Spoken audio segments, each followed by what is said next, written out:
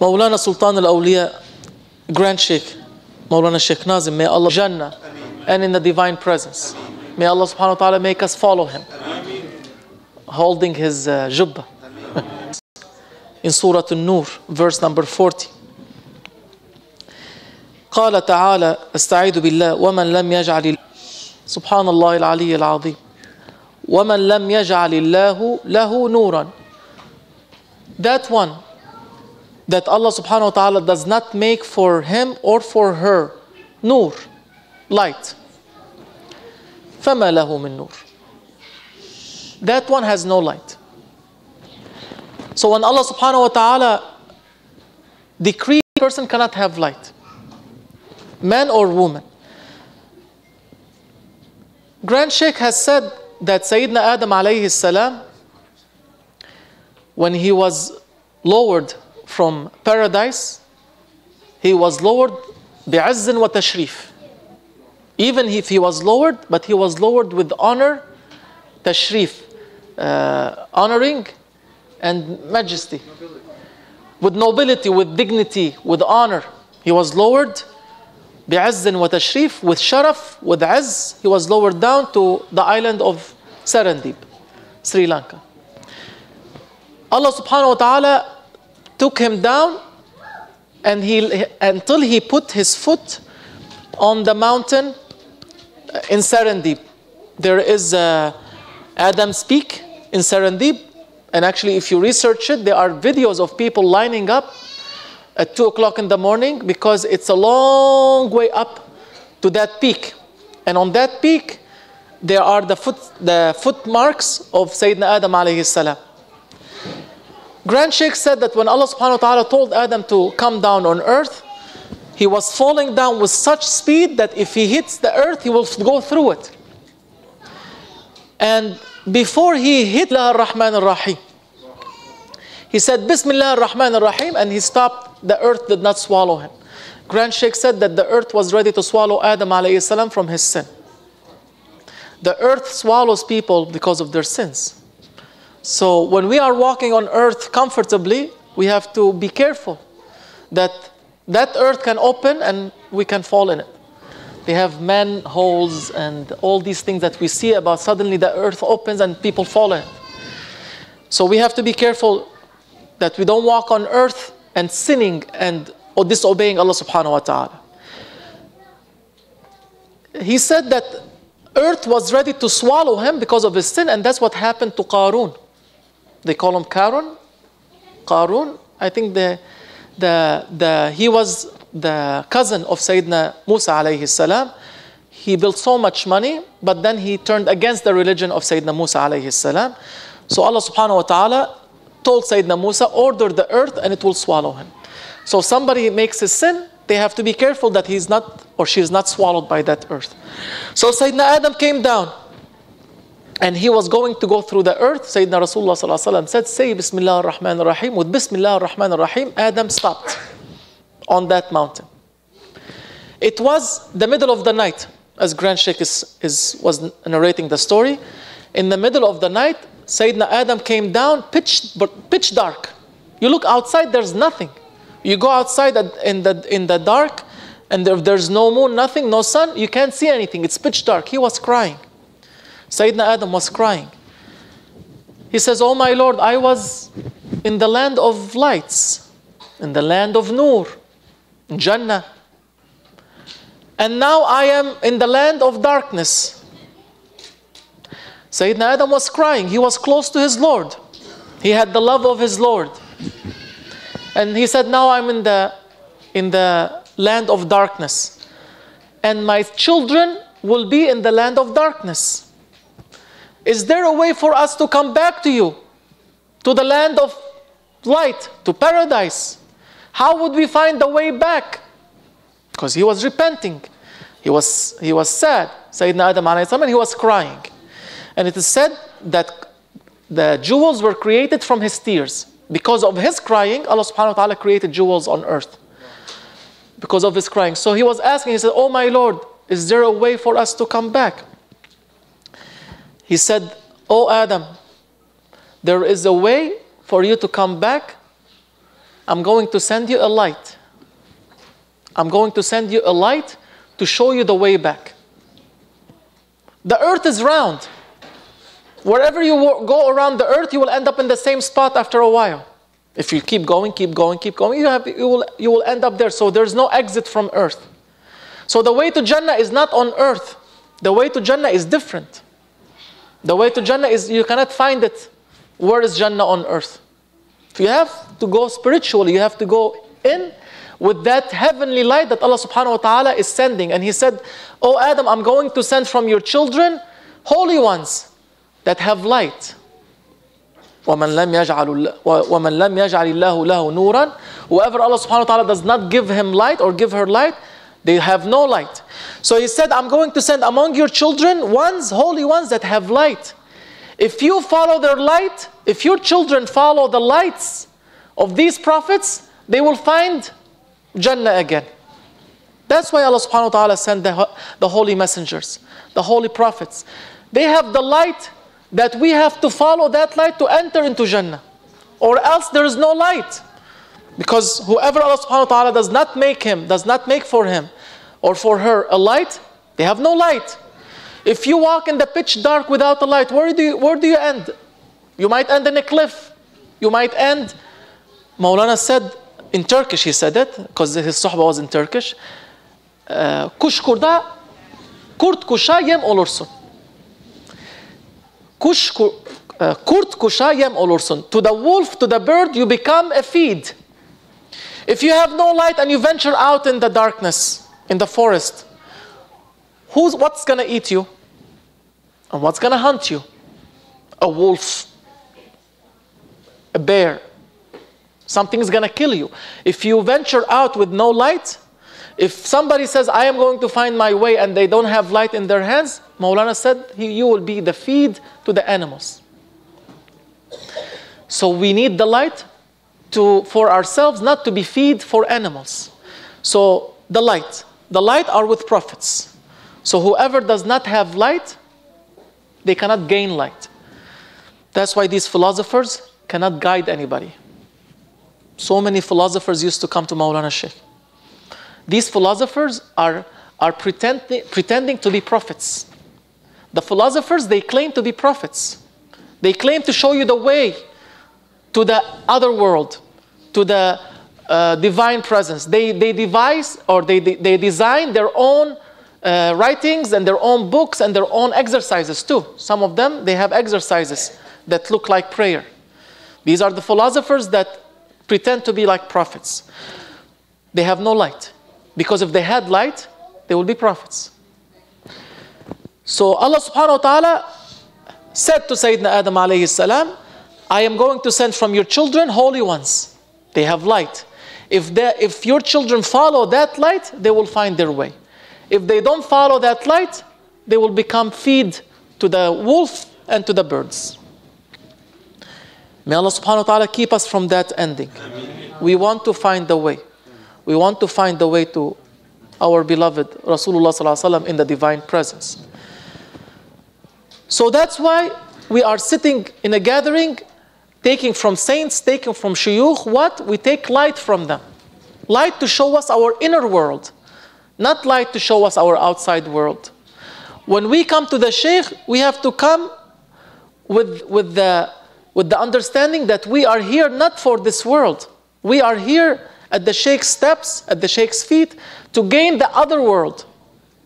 Not to ask from this world, but to ask from the other world. Grand Shaykh told me a few times that people come here asking for wives. They go all the way to Cyprus. Oh, Shaykh, I want to marry. Find me somebody. Or they come here asking for money. Or they come here asking for this and that. Nobody comes here to ask for aql, for mind. They're all following their animal instincts. Nobody is asking for the hereafter. Very few that have come to the Shaykh having in their mind the hereafter. Most, they come for, oh Shaykh, give me names, give me contacts, promote me, write me a letter, write me an ijaza, write me a diploma. One time, a guy from Germany came to Maulana Sheikh Nazim. He has rewritten ijazah for himself. He came with a big ijazah to Maulana Sheikh Nazim, and he also made a stamp with Maulana Sheikh Nazim's signature. He came to Maulana Sheikh Nazim. He said, Maulana, can I be a representative in Germany? Or in any other country? I don't know. Maybe it was another country. But the story was there. I heard it. Maulana said, what is this? It's an ijazah that I will be Khalifa or representative or whatever it is. And this is the stamp, Maulana. You just have to stamp here. He says, He took the stamp, Maulana Sheikh. Tak, tak, tak, tak, tak, tak, tak, tak, tak, tak, tak. And the guy said, no, Maulana, one time. Maulana was smiling and laughing and stamping. He says, this is your ijazah and this is your stamp back.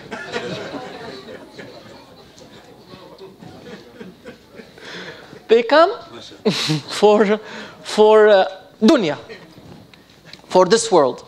I want to be somebody known. I want to be somebody followed. And he said, nobody comes here to seek the true way to our Lord, to the divine presence. Because Maulana is the door. Once you open that door, you're in. But he is the door. Subhanallah al-Ali al-Azim. He said, if you find the door, you have found everything. Everything you might ask for, everything you might want, is when you find that door. Everything a human being wishes to have or wants to have is with Allah subhanahu wa ta'ala. It's not with Allah subhanahu wa ta'ala. What do you want? Allah subhanahu wa ta'ala has it. So why to go right? Why to go left? Why to go here and there? Find the door and enter through that door, and Allah subhanahu wa ta'ala will grant you everything you want. After you find Allah subhanahu wa ta'ala, what else do you want? See, that's the thing. We don't know. We don't understand. If you find Allah subhanahu wa ta'ala, what did you lose? If you lost Allah subhanahu wa ta'ala, what did you find? Nothing. These are Sayyidina Muhyiddin ibn al-Arabi's words. If you find Allah subhanahu wa ta'ala, you have found everything. If I can remember the Arabic words. I think something like that. That if you find him, you lost nothing. If you lost him, you lost everything and you found nothing. So that's what we need to find. We need to find Allah subhanahu wa ta'ala. How do we find Allah subhanahu wa ta'ala? Allah subhanahu wa ta'ala, is he missing? Or is he? Allah subhanahu wa ta'ala, we say he encompassed everything. Who is unaware of who? He is always with you, but we are unaware of him. He's always here. He's always everywhere. He encompassed everywhere, if we can say that. He's never away. It's just that veil that we have that has to be lifted up. And that veil is the Shaykh. He has the keys. He has the keys to open that door. May Allah subhanahu wa ta'ala make us from the ones that get the key. That get the key. So Maulana is saying that all the keys are in Bismillah ar-Rahman ar-Rahim. And he has said it so many times in his suhbas. Every key is in Bismillah ar-Rahman ar-Rahim. All we need to do is to recite that Bismillah ar-Rahman ar-Rahim as much as we can. He told me one time, recite Bismillah ar-Rahman ar-Rahim unlimited numbers. As much as you can. If that's the only thing you do, it's okay. Bismillah ar-Rahman ar-Rahim and Allahumma salli ala Muhammad wa ala Muhammad wa sallim. That's the key to open all doors. And once that door is open, what you see is something different. The spiritualities you can go through, the beings you can go through, the doors you can go through, the homes you go through, the houses you go through. He said, Maulana says, that you will be moved from dar to dar. You will move from one dar, from one house to another house. Dar, you can say it house. Abode is something bigger, a dwelling place. He says first there's Darul Jalal. Then he said there's Darul Jamal. And then there's Darul Azamut. And then there's Darul Rahamut. There's from dar to dar. They will move you from one abode, from one place to another place. He said Allah subhanahu wa ta'ala created these heavens for nothing. You have to go through each one of them. He said the stairs will come down when you're ready. You will hop on the stairs and the stairs will go up through each heaven. A burak will come down. And that's what we were waiting for that burak to come down. Inshallah, all of us, we can get that burak. And once we start traveling through there, what we see is something totally different. They say you pass from the maqam al-nafs to maqam al-qalb. There's a passage from the station of the ego to the station of the heart. And the station of the heart, when you are in the station of the heart, then you understand by the light of the heart the ego. You know its reality. And then you pass from the station of the qalb to the station of the secret. And by the lights you attain in the station of the secret, you understand the heart. Then you pass from maqam al-sir to maqam al-ruh. From the station of the secret, you pass to the station of the soul. And by the lights of the soul, you understand the secret. And then from maqam al-ruh, you pass to maqam al-khafa. From the station of the soul, you pass to the station of the hidden. And by the lights of the station of the hidden, shawahid anwar al-haq, they say, by the observation of the lights of haqq, you can understand the soul. And then you pass from the station of the hidden to sahil bahr al-haqiqa, to the shore of the ocean of reality. When you are at the ocean, when you are at the shore of the ocean of reality, you understand then what is the hidden. And then you pass from the ocean, from the shore of the ocean, bitajalliyat al-jalal, by the manifestations of jalal, of majesty, you pass into the depth of that ocean. And all of them are levels that each one of us has to take. And we are just playing with pebbles and rocks and diamonds. There are stations that a seeker has to pass through.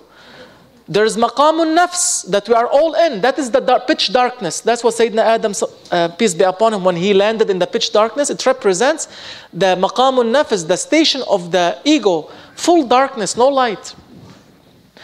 And then from that you pass to maqam al-qalb, the station of the heart. And then from there we pass to the station of the sir, the secret. And from there to the station of the khafa, the ruh, the soul. From there to the station of hidden, khafa. From there we pass to the shore of the ocean of reality. From there you enter into the ocean of reality, and you get deeper and deeper and deeper until you die. Maulana said that ocean wants something from you. That ocean of reality wants something from you. When it takes it from you, it throws you out. When somebody drowns in the ocean, sooner or later, that is thrown out. So that ocean of reality takes what's it needs from you, and it puts you out, a representative of it. And then you walk to guide more people. And that's what happened to our grand sheikhs. He says, and the Maulana says, that's why everybody likes to look at the ocean. Every human being likes to be in the ocean, likes to swim in the ocean, likes to be on the shore of the ocean, because that's what the ocean wants from them. The ocean wants them. That's why we are driven. We are walking towards the ocean. And that's what the seekers are doing in tariqah. They are following the one that has the light. If the sheikh has the light, you have no light. So if the sheikh says, oh my son, the way is from here, you don't say, oh no, sheikh, what is this? How can I do that? I think the way is from there. That's who has the light? The Shaykh. So if the Shaykh is saying, oh my son, the way is here. Come here. Do this. You have to go this place. I have the light. I'm seeing where you have to go. And then you say, oh Shaykh, no, I think you're wrong. Then that is real ignorance. Because you have no light to see your way. He has the light to show the way. And the Shaykh is here for our service. That means he is the one to take us to these levels until we reach that ocean, and then until we go in the ocean and disappear. Inshallah, we can reach there. Inshallah, we can reach there. It all starts with Bismillah ar-Rahman ar-Rahim. Every key is open with Bismillah ar-Rahman ar-Rahim. So let's try our best every day to say Bismillah ar-Rahman ar-Rahim and to ask from Allah subhanahu wa ta'ala to send us ones that will take us to His door. These ones, when they take us to His door and we stay at the door, that door is going to open up. And then we can move through, inshallah. Inshallah. ومن الله التوفيق بحرمة الحبيب وبحرمة الفاتحة.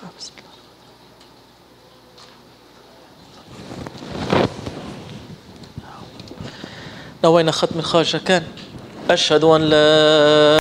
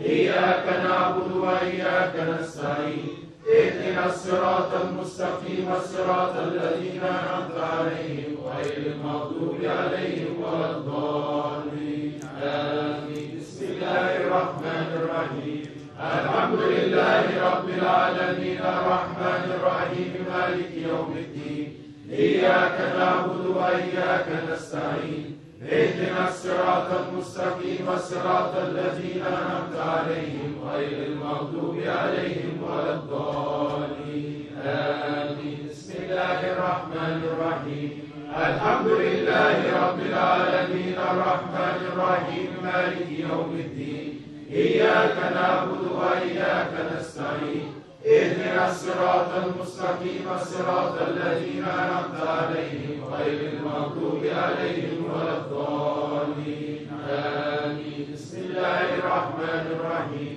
الحمد لله رب العالمين الرحمن الرحيم مالك يوم الدين إياك نعبد وإياك نستعين اهدنا الصراط المستقيم صراط الذين أنعمت عليهم غير المغضوب عليهم ولا الضالين آمين. صلاة الشريف اللهم صل على محمد وعلى آل محمد وسلم. اللهم صل على محمد وعلى آل محمد وسلم. اللهم صل على محمد وعلى آل محمد وسلم. اللهم صل على محمد وعلى آل محمد وسلم. اللهم صل على محمد وعلى آل محمد وسلم. اللهم صل على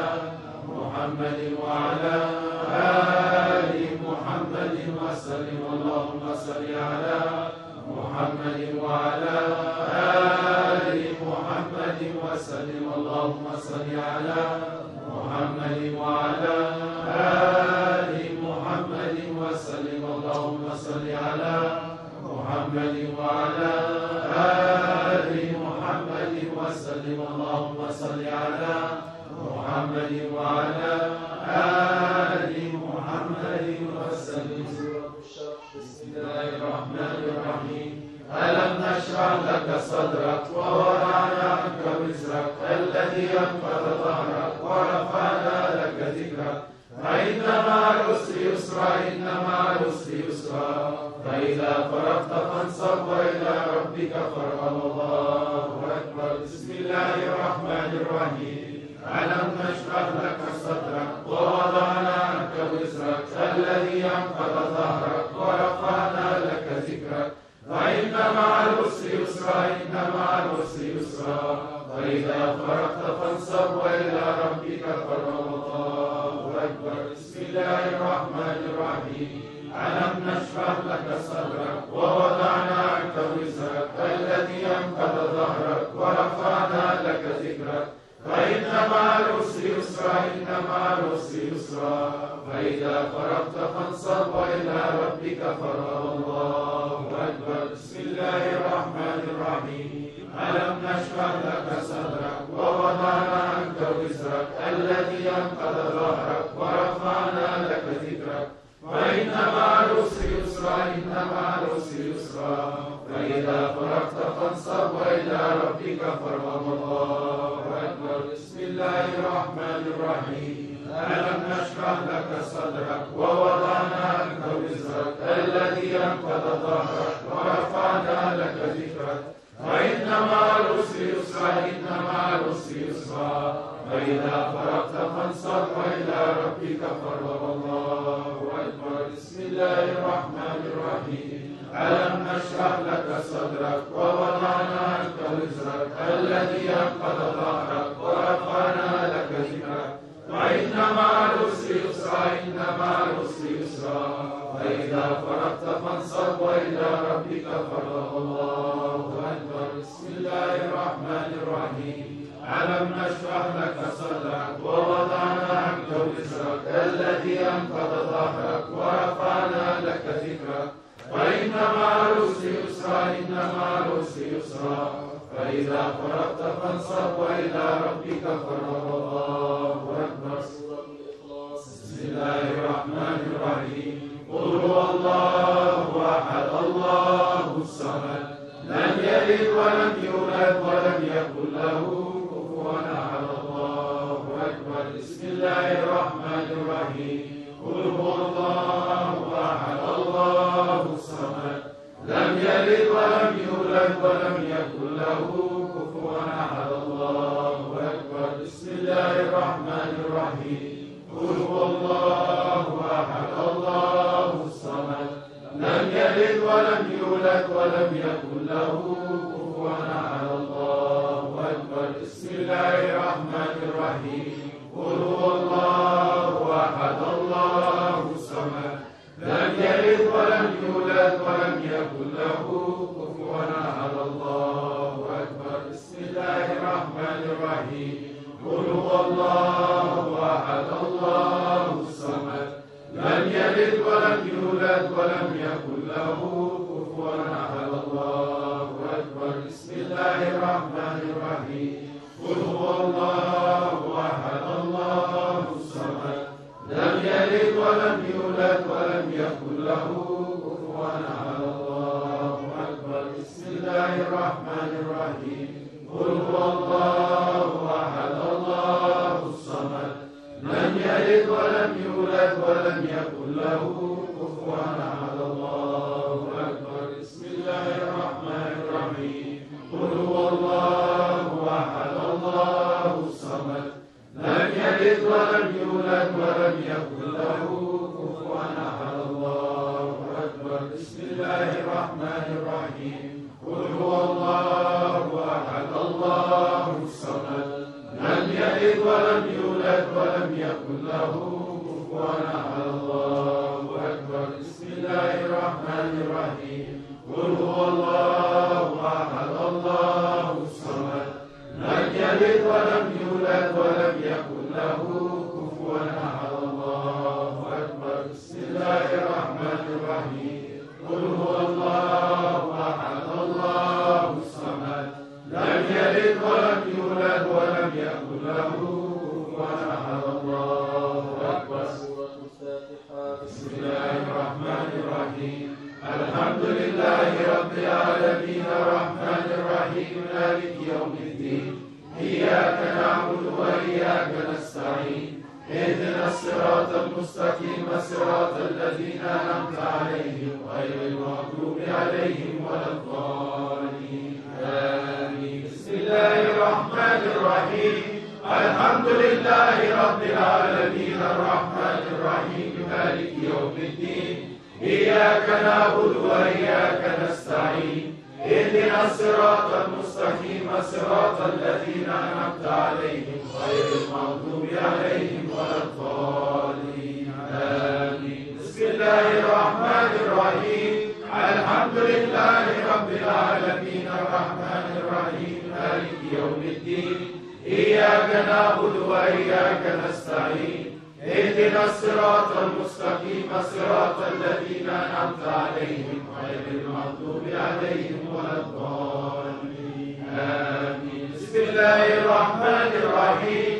الحمد لله رب العالمين الرحمن الرحيم مالك يوم الدين إياك نعبد وإياك نستعين اهدنا الصراط المستقيم صراط الذين أنعمت عليهم غير المغضوب عليهم ولا الضالين آمين بسم الله الرحمن الرحيم الحمد لله رب العالمين الرحمن الرحيم مالك يوم الدين إياك نعبد وإياك نستعين اهدنا الصراط المستقيم صراط الذين أنعمت عليهم غير المغضوب عليهم ولا الضالين آمين بسم الله الرحمن الرحيم الحمد لله رب العالمين الرحمن الرحيم مالك يوم الدين إياك نعبد وإياك نستعين اهدنا الصراط المستقيم صراط الذين أنعمت عليهم